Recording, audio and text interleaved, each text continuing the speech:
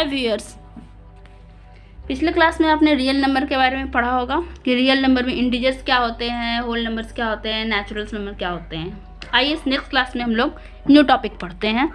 इस टॉपिक का नाम है यूक्लिड डिवीज़न लेमा। ठीक है, यूक्लिड क्या थे? एक मैथमेटिशियन थे जिन्होंने डिवीज़न का स्टेप बताया हमें। लेमा का मीन्स होता है स्टेप। ठीक है, तो डिवीज़न को हम किस स्टेप से करें, ठीक है, तो उसके लिए यूक्लिड का यूज़ किया जाता है, यूक्लिड डिवीज़न लेमा। तो इनके अनुसार जो इनका पहला फॉर्मूला है a is equal to B Q plus R, आप इसे चाहे तो नोट डाउन कर सकते हैं।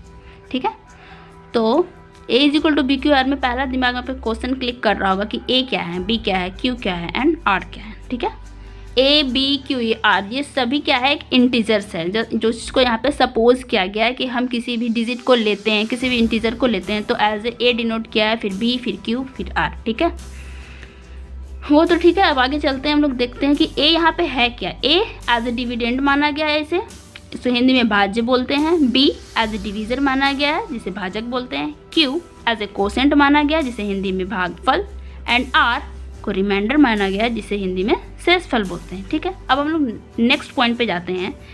r के बारे में बोला गया, दैट मीन्स रिमाइंडर जो होगा हमेशा 0 से बड़ा, और b दैट मीन्स भाजक से हमेशा छोटा होगा। ठीक है, इस चीज़ को हमें हमेशा दिमाग में रखना है। Let's take example, a is equal to 45 and b is equal to 6।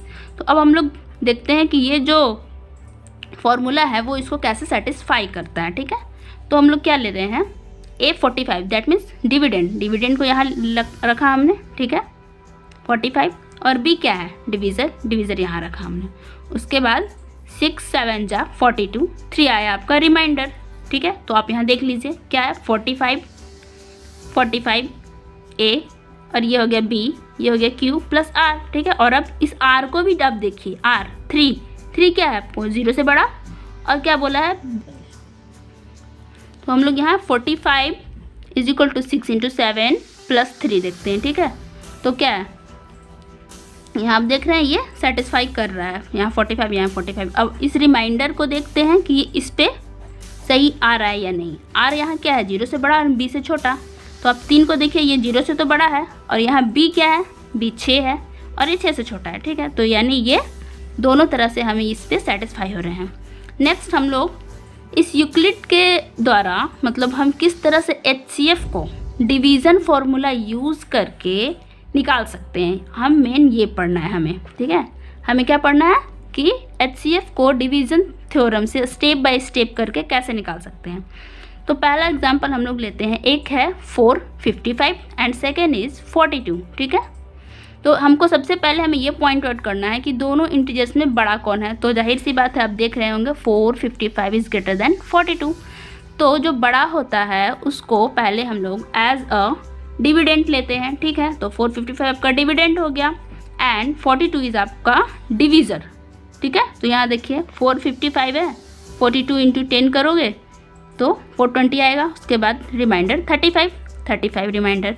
Next step में क्या होता है, जो फर्स्ट स्टेप में आपका डिवीज़र था वो सेकेंड स्टेप में आपका डिविडेंड बन जाएगा एंड रिमाइंडर आपका डिवीज़र। ठीक है, बस इस चीज़ को पॉइंट आउट करते जाओ, समझ में आ जाएगा। फिर नेक्स्ट स्टेप में वही करना है आपको, 35 यहाँ, 7 यहाँ इंटू 5।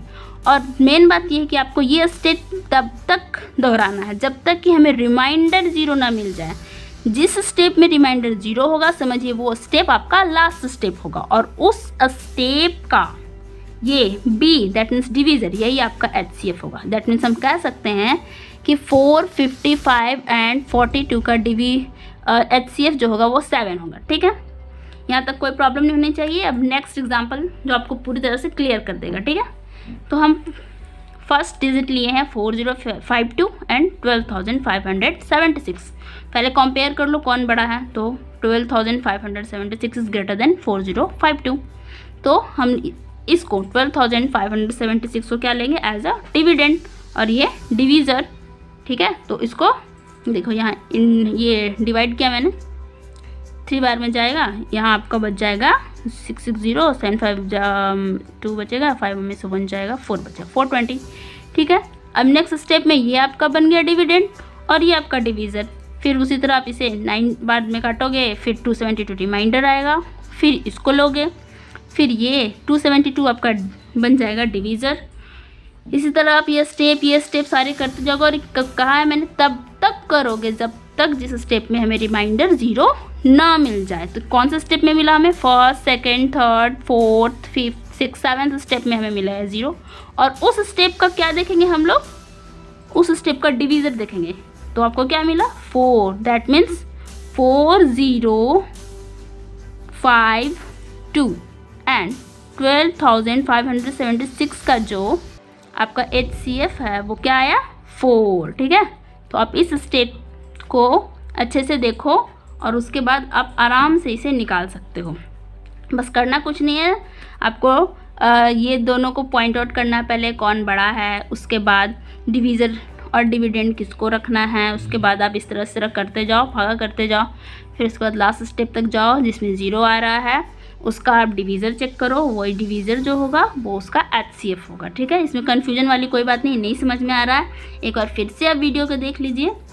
और एट लास्ट वो करने के बाद आप ये मैंने 3 क्वेश्चंस दे रखे हैं, ये तीनों आप बनाओगे और कमेंट में बनाकर आप लोड कर दोगे आप। ठीक है, कमेंट कर दोगे कितना आया क्या आया। ठीक है, उसके बाद आप दोबारा स्टेप देख लो, आपको समझ में आ जाएगा। ठीक है, ठीक है, आप यूक्लिड के नए थ्योरम के साथ हम लोग नेक्स्ट क्लास में मिलते हैं।